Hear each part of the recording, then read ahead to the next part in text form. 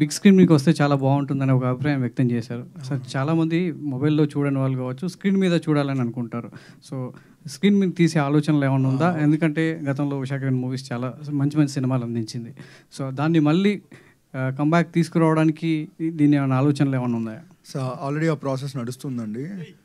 So already మూవీగానే convert చేసి ఆ ప్లాన్స్లోనే ఉన్నాం. అది ఏంటి అనేది త్వరలో చెప్తాం మీకు, ఎందుకంటే ఒక డేట్ ఉన్నప్పుడే చెప్తే బాగుంటుందని.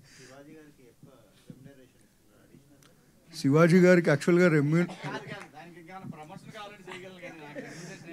శివాజీ గారు రెమ్యూనరేషన్కి ఒక 10 times దీనికి కష్టపడ్డారు, ఎఫర్ట్ పెట్టారు. Thank you so much. But అది ఏంటి అనేది release movie as a movie release అనేది చెప్తామండి వెరీ సూన్. చివరి గారు సురేష్ బాబుల్ గారు లాస్ట్.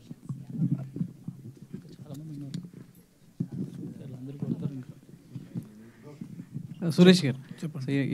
#19కి డైరెక్టర్ కావచ్చు, యాక్టర్స్ ఎంత ప్రాణం పెట్టి పనిచేశారో మీరు కూడా అంతే వర్క్ చేయడం జరిగింది. సో ఎగ్జాంపుల్ వైరల్ అవుతున్నటువంటి సాంప్రదాయ అంటే దాన్ని క్రియేట్ చేయడంలో సో ఎలా ఆలోచన వచ్చింది? అది ఇంత వైరల్ అవుతుందని అనుకున్నారా? సో దీనికోసం ప్రత్యేకంగా సో ఎలాంటి ఇన్స్ట్రుమెంట్ కావచ్చు, లేదంటే ఎలాంటి బ్యాక్గ్రౌండ్లో వర్క్ చేయడం జరిగింది? ప్రత్యేకంగా కేర్ ఏం తీసుకోలేదండి. సిరీస్ చూడగానే నేను చెప్పేసిన డైరెక్టర్కి చాలా బాగుంది బ్రో, నేను ఎంతైతే ఇవ్వగలనో అంత ఖచ్చితంగా ఇస్తానని చెప్పాను. అది చూసినప్పుడు ఏదైతే ఫీల్ అయ్యానో అదే చేశాను.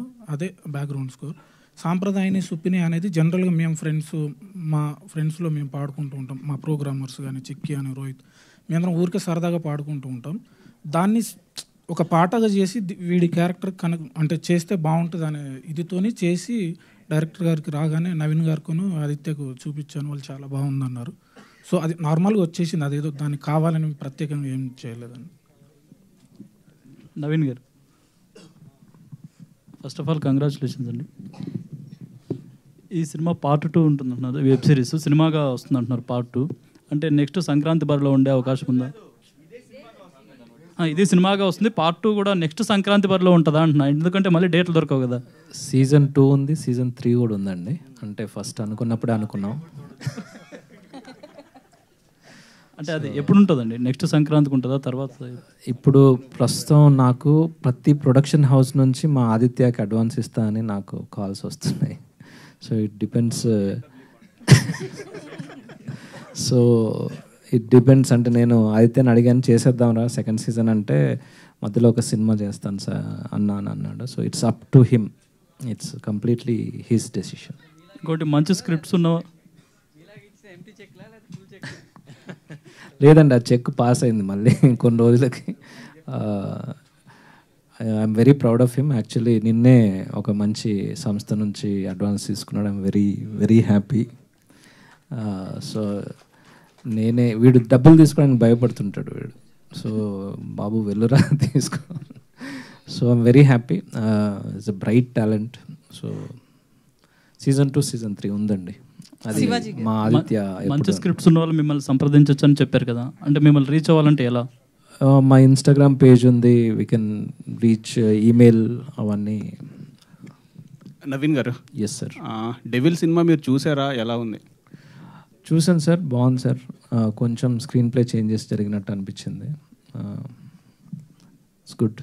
మీ పేరే వేయకపోవడం వల్ల మీ అభిప్రాయం ఏంది? మీ ఫీలింగ్ ఏంటి?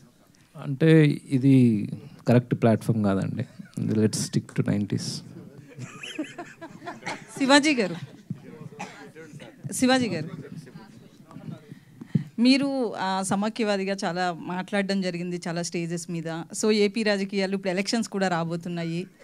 సో అక్కడ మీటింగ్స్ ఏవో కూడా జరుగుతున్నట్లు తెలుస్తుంది. దీని మీద ఒక క్లారిటీ ఇవ్వాల్సిన అవసరం ఉంది. మూవీస్లో చూస్తామా, పొలిటీషియన్గా చూస్తామా?